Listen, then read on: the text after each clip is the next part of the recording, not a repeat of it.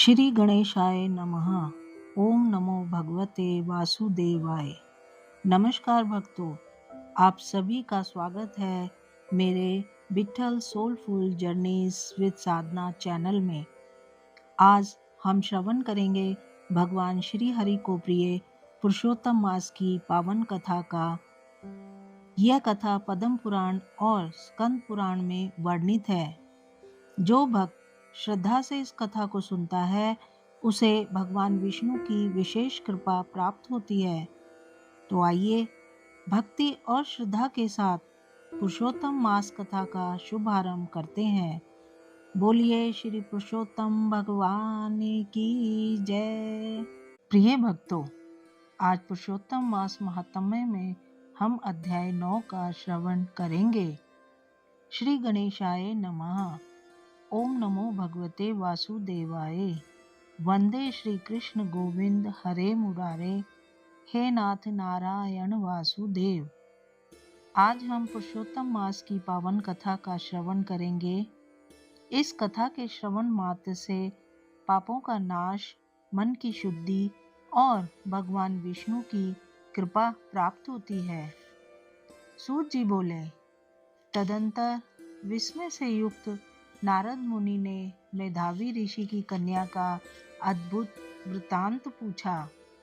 नारद जी बोले, हे मुने, उस तपोवन में मेधावी की कन्या ने बाद में क्या किया और किस मुनि श्रेष्ठ ने उसके साथ विवाह किया?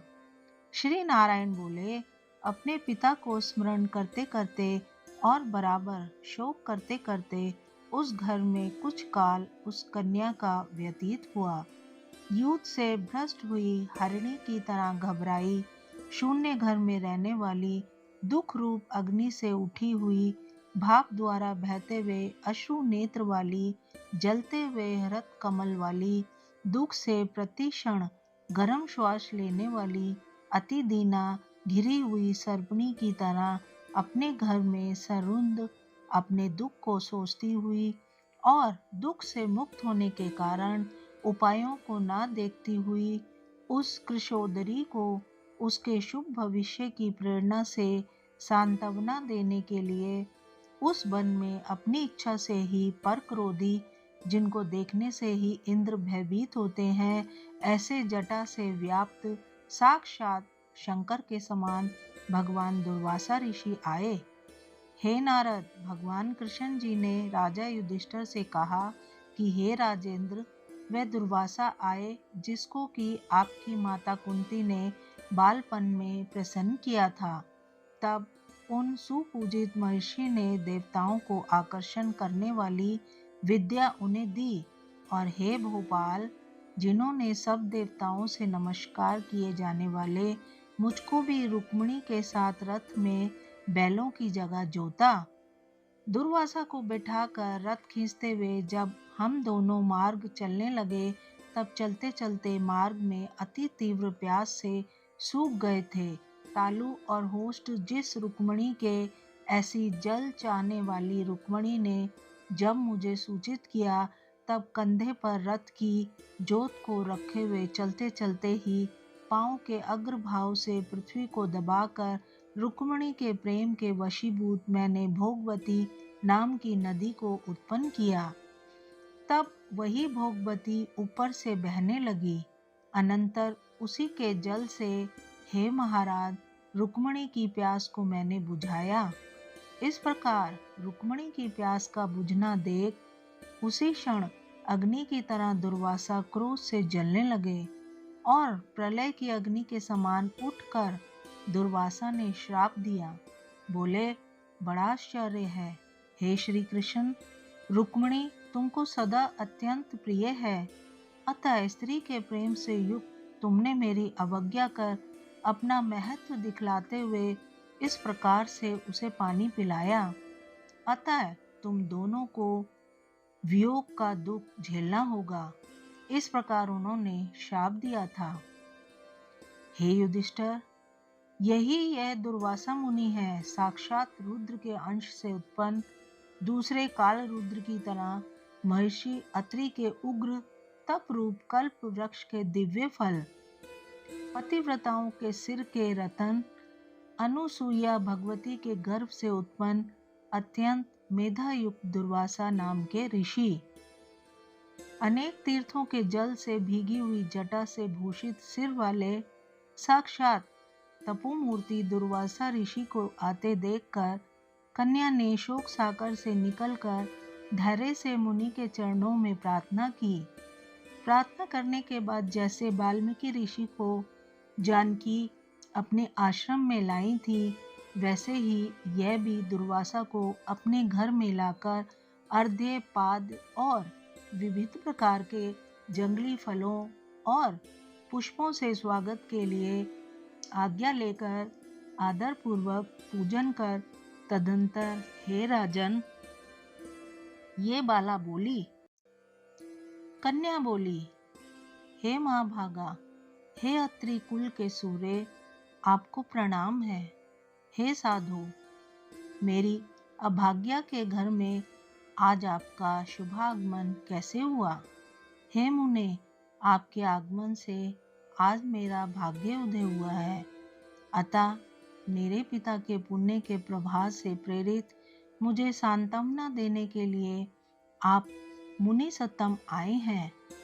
आप जैसे महात्माओं के पांव की धूल जो है वह तीर्थ रूप है, उस धूल का स्पर्श करने वाली मैं अपना जन्म आज सफल कर सकी हूँ।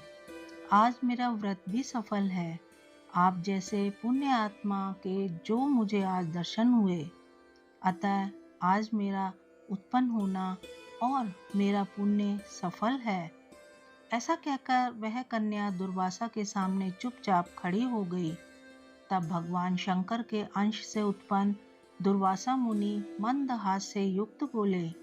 दुर्वासा बोले, हे द्विज सुते, तू बड़ी अच्छी है। तूने अपने पिता के कुल को तार दिया। ये मेधावी ऋषि के तप का फल है जो उन्हें तेरी जैसी कन्या उत्पन्न हुई। तेरी धर्म में तत्परता जान कैलाश से मैं यहाँ सीधे आया हूँ और तेरे घर आकर तेरे द्वारा मेरा पूजन हुआ है।